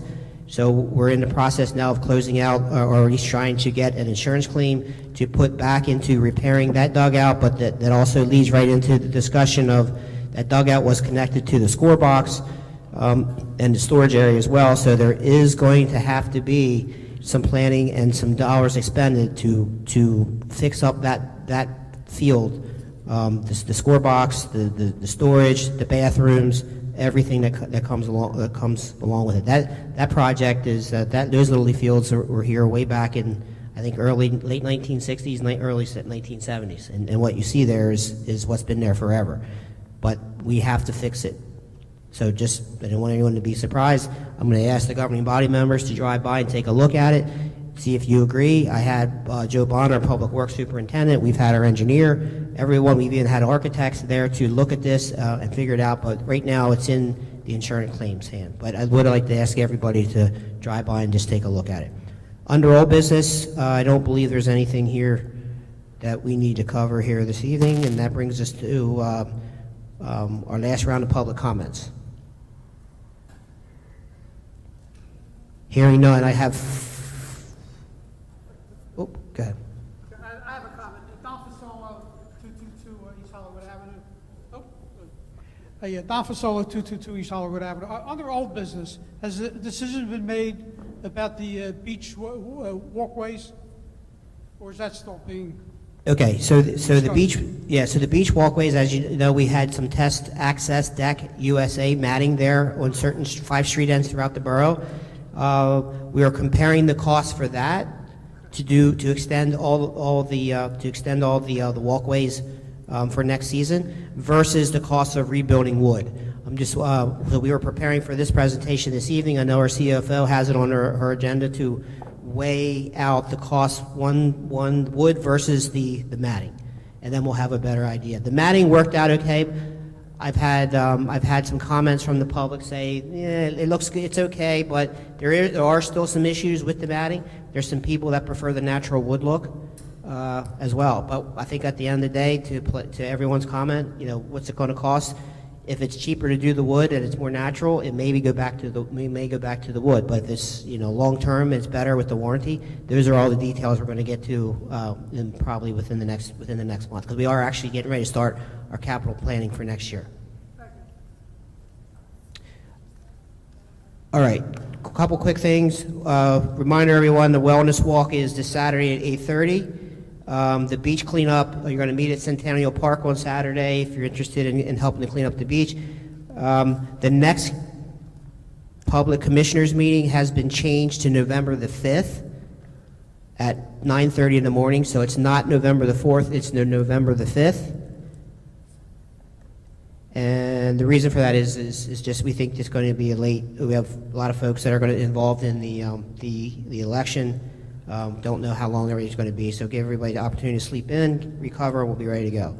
And the last thing is, when you leave here tonight, the crest pier deck is under construction, so be careful when you're walking. All right, we're replacing the wooden with the new Trex. That said,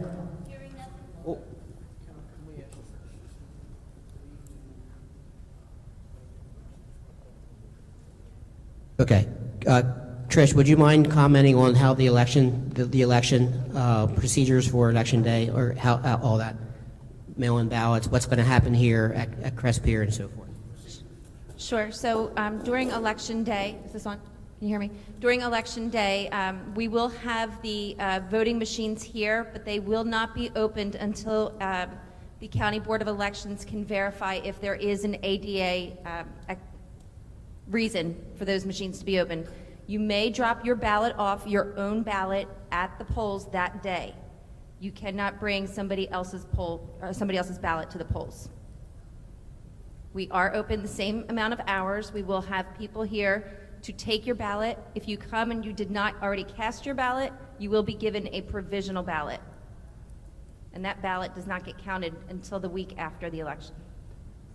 That's provisional only. But if you drop your ballot off at any one of the boxes, they pick them up every day. And there are 11 throughout the county.